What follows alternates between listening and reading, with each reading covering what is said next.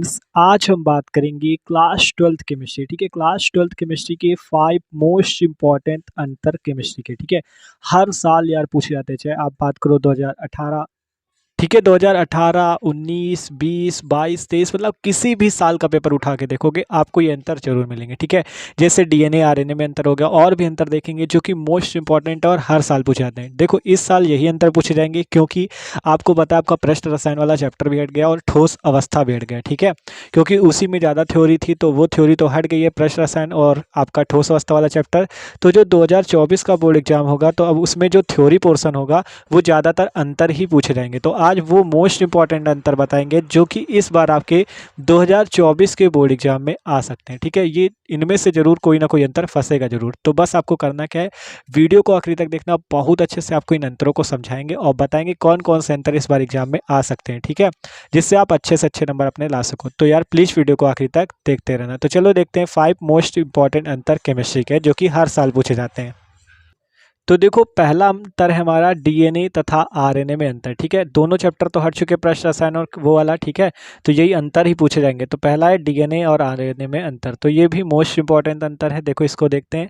आपका एक तरफ हमने लिखा डीएनए, दूसरी तरफ लिखा आरएनए। तो देखो डीएनए में क्या होता है, डीएनए में उपस्थित शर्करा डीऑक्सी राइबोज होती है। मतलब डीएनए जो होता है इसमें डीऑक्सी राइबोज शर्करा उपस्थित होती है। ठीक है, क्योंकि इसका नाम क्या होता है, डीऑक्सी राइबोज न्यूक्लिक एसिड, इसलिए इसमें क्या होती है, डीऑक्सी राइबोज शर्करा उपस्थित होती है। और आरएनए में जो उपस्थित शर्करा होती है वो राइबोज शर्करा होती है। तो पहला अंतर क्या हुआ, डीएनए में डीऑक्सी राइबोज शर्करा, आरएनए में राइबोज शर्करा, ये पहला अंतर है। दूसरा अंतर देखो डीएनए और आरएनए का, डीएनए में साइटोसिन तथा थायमिन पिरामिडीन क्षारकों के रूप में होते हैं। हमने आपको जब डीएनए और आरएनए पढ़ाया था उसमें भी बताया था, जो डीएनए होता है उसमें पिरामिडीन के रूप में कौन कौन सा होता है, आपका थायमिन और साइटोसिन। लेकिन इसमें क्या होता है, साइटोसिन और यूरेसिल। ठीक है, देखो डीएनए में पिरामिडीन क्षारक के रूप में साइटोसिन और थायमिन होते हैं, लेकिन आरएनए में साइटोसिन तथा यूरेसिल होता है।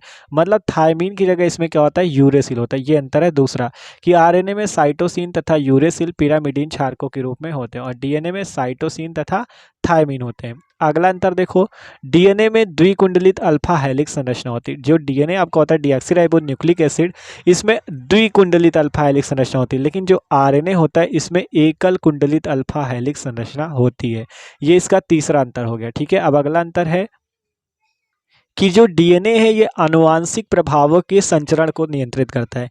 आनुवांशिक प्रभाव जानते हो, वो जो आपके पिता से मान लो आप पर आते हैं या माता से आप पर, वो ठीक है, तो वो आनुवांशिक लक्षण कहलाते हैं। तो डीएनए आनुवांशिक प्रभावों के संचरण को नियंत्रित करता है और आरएनए प्रोटीन संश्लेषण को नियंत्रित करता है। ये चौथा अंतर है। तो देख सकते हो पहला अंतर था इसमें डीऑक्सीराइबोज शर्करा होती है डीएनए में, आरएनए में राइबोज शर्करा। ठीक है, और डीएनए में साइटोसिन तथा थायमिन पिरामिडीन क्षारकों के रूप में होते हैं और आरएनए में साइटोसिन तथा यूरेसिल।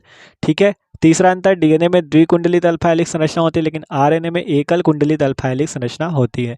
चौथा अंतर, डीएनए आनुवंशिक प्रभावों के संचरण को नियंत्रित करता है लेकिन आरएनए प्रोटीन संश्लेषण को नियंत्रित करता है। तो ये पहला मोस्ट इंपॉर्टेंट अंतर था, डीएनए तथा आरएनए में अंतर। अब अगला देखो, अब अगला मोस्ट इंपॉर्टेंट अंतर है आपका ग्लूकोज तथा फ्रक्टोज में अंतर। ठीक है, ये भी बहुत बार पूछा जाता है और इस बार भी पूछा जा सकता है। ठीक है, ग्लूकोज तथा फ्रक्टोज में अंतर। तो देखो ग्लूकोज जिसका फॉर्मूला होता है C6H12O6 और फ्रक्टोज की बात करें तो इसका फॉर्मूला भी C6H12O6 होता है। बस इसकी जो संरचना बनती है ओपन स्ट्रक्चर उसी में अंतर होता है। ठीक है, फॉर्मूला दोनों का जो आणविक सूत्र है वो एक ही होता है, लेकिन जो ओपन स्ट्रक्चर बनता है जब वो आप देखोगे तब आपको पता चलेगा कि हाँ ग्लूकोज और फ्रक्टोज दोनों अलग हैं। तो वो वाला वीडियो भी देख सकते हो, ग्लूकोज भी हमने पढ़ाया हुआ है, फ्रक्टोज भी पढ़ाया हुआ है, तो वीडियो भी जाके चेक कर सकते हो।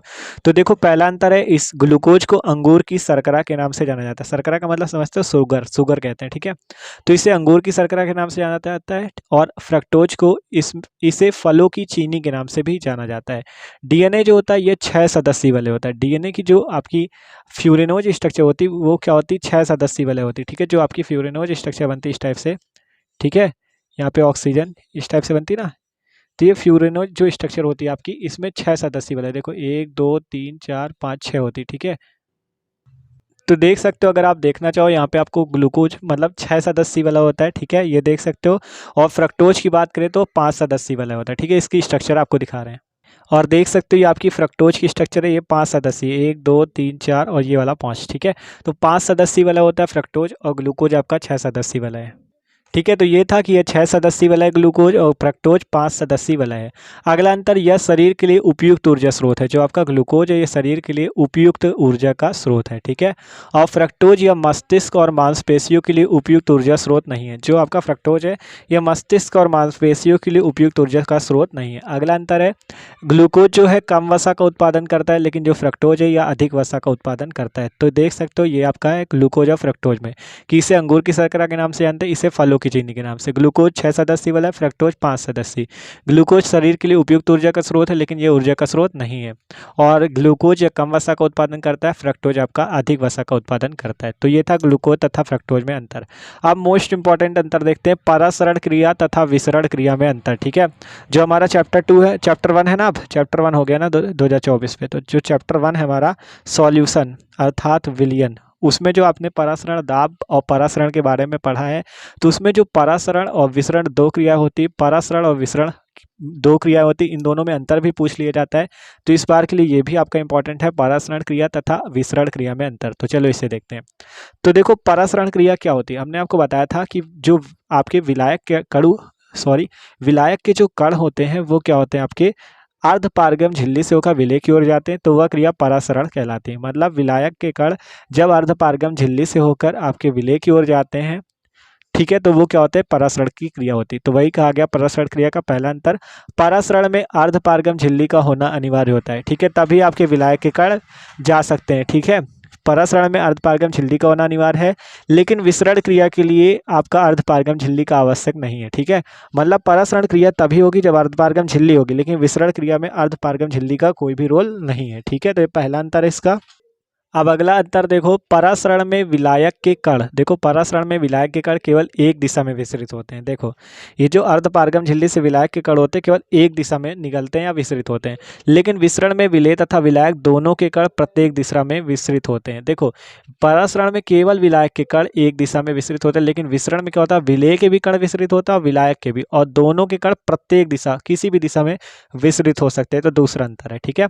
अगला अंतर, परासरण में विलायक के कण कम सांद्र विलयन से अधिक सांद्र विलयन की ओर जाते हैं, लेकिन विसरण में, यहाँ विसरण लिख लेना, ठीक है, विसरण है, विसरण में विलेय के कण अधिक सांद्र विलयन से कम सांद्र विलयन की ओर जाते हैं। मतलब जो परासरण की क्रिया है इसमें जो विलायक के, इसमें आपका क्या होता है, विलायक के कण अर्धपारगम झिल्ली से होकर निकलते हैं, तो इसमें विलायक के कण कम सांद्र विलयन से अधिक सांद्र विलयन की ओर जाते हैं, देख सकते हो, कम सांद्र से अधिक सांद्र की ओर। लेकिन विसरण में विलेय तथा विलायक, मतलब विलेय के कण अधिक सांद्र से कम सांद्र, इसमें कम से अधिक की ओर और इसमें अधिक से कम की ओर, ठीक है। और फिर परासरण क्रिया केवल द्रव अवस्था में होती है, लेकिन विसरण क्रिया ठोस, द्रव व गैस किसी भी अवस्था में हो सकती है। तो ये है परासरण और विसरण में अंतर, इसे भी नोट कर सकते हो, ठीक है, देख सकते हो ये आपका है, ठीक है। अब अगला अंतर है आणविकता तथा कोटि में अंतर, ये बहुत ज़्यादा इंपॉर्टेंट है, आपका चैप्टर 4 जो रासायनिक बलगतिकी है उसका है, ठीक है। तो अब तो चैप्टर 3 हो चुका है, क्योंकि चैप्टर 1 हमारा विलयन है, चैप्टर 2 विद्युत रसायन, चैप्टर 3 आपका कौन सा, यही रासायनिक बलगतिकी, ठीक है।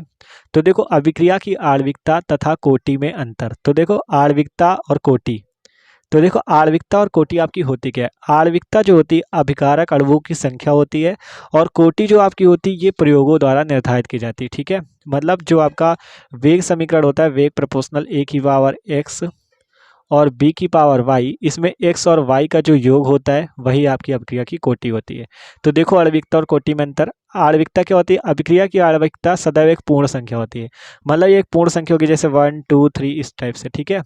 लेकिन अभिक्रिया की कोटि भिन्नात्मक भी हो सकती है, ये क्या हो सकती है, 1/2 भी हो सकती है, 1/3 भी हो सकती है, ठीक है। लेकिन आणविकता हमेशा एक पूर्ण संख्या रहेगी, 1 2 3 4, और कोटि क्या हो सकती है, भिन्न भी हो सकती है। दूसरा अंतर, आणविकता कभी भी शून्य नहीं हो सकती, ठीक है। मतलब अभिक्रिया की जो आणविकता है, देखो क्योंकि अभिकारक अणुओं की संख्या होती है, मान लो N2 + H2 से NH3 बनता है, ठीक है। तो इसमें यही दो अभिकारक अणु हैं, तो मतलब अभिकारक अणुओं की संख्या तो होगी, रिएक्शन तब होती है जब अभिकारक हो गए और उससे उत्पाद बनेगा, तो ये कभी भी शून्य नहीं हो सकती, क्योंकि अभिकारक अणुओं की कुछ तो संख्या होगी, या तो 1 होगी या तो 2 होगी, ठीक है। तो आणविकता कभी भी शून्य नहीं हो सकती, लेकिन अभिक्रिया की कोटि शून्य भी हो सकती है, क्योंकि ये प्रयोगों द्वारा निर्धारित की जाती है। ये 0 भी हो सकती है, लेकिन ये आणविकता जो आपकी ये 0 नहीं हो सकती। तीसरा अंतर, अभिक्रिया में अभिकारक अणुओं की संख्या आणविकता कहलाती है, ठीक है। जो अभिकारक अणुओं की संख्या होती है यही आणविकता कहलाती है। लेकिन जो उन अणुओं की संख्या, ये जो कोटि आपका उन अणुओं की संख्या है जिनकी सांद्रताएं अभिक्रिया वेग को निर्धारित करती हैं। मतलब देखो आणविकता जो है इसे तो आप सीधा सीधा कह सकते हो कि अभिकारक अणुओं की संख्या है, लेकिन जो कोटि है ये क्या होती है, इस वेग समीकरण को जो आपका जिसकी सांद्रता, जिन अणु की सांद्रता आपकी इस वेग समीकरण को निर्धारित करेगी उसी की संख्या कोटि कहलाएगी। इसलिए कह रहे हैं प्रयोगों द्वारा निर्धारित की जाती है। तो ये तीसरा अंतर है। अभिक्रिया में अभिकारक अणुओं की संख्या आणविकता कहलाती है और कोटि क्या होती है, उन अणुओं की संख्या जिनकी सांद्रता अभिक्रिया वेग को निर्धारित करती है। ठीक है। चौथा अंतर देखते हैं अब। और एक बात ये देख लो, ये इसकी कॉमन बात है कि अभिक्रिया की आणविकता तथा कोटि समान या भिन्न भी हो सकती है। मतलब आणविकता और कोटि जो हो सकती है ये कभी कभी समान भी हो जाती है। मतलब एक आणविकता मान लो एक है और कोटि भी एक हो सकती है, और कभी कभी ये दोनों भिन्न भी हो सकती है। तो ये है कि अभिक्रिया की आणविकता तथा कोटि समान या भिन्न भी हो सकती है। ठीक है। ठीक है, तो ये बात है आणविकता तथा कोटि में अंतर। ठीक है, तो ये एकदम आसानी से समझ सकते हो। अब अगला अंतर देखते हैं। देखो अब पांचवा अंतर है धात्विक चालक तथा वैद्युत अपघटनी चालक में अंतर। ठीक है, ये भी आपका इंपॉर्टेंट है इस बार एग्जाम के लिए। तो देखो धात्विक चालक और आपका वैद्युत अपघटनी चालक में अंतर। ठीक है, तो देखो धात्विक चालक, इसमें धारा का प्रवाह इलेक्ट्रॉनों के द्वारा होता है धात्विक चालक में, लेकिन जो वैद्युत अपघटनी चालक है इसमें धारा का प्रवाह आयनों के द्वारा होता है। मतलब इसमें इलेक्ट्रॉनों के द्वारा होता है और इसमें पॉजिटिव और निगेटिव आयनों के द्वारा होता है। ठीक है, तो धात्विक चालक क्या, इसमें धारा का प्रवाह इलेक्ट्रॉनों के द्वारा, वैद्युत अपघटनी चालक इसमें धारा का प्रवाह आयनों के द्वारा। ठीक है, इसमें इलेक्ट्रॉन और इसमें आयनों के द्वारा।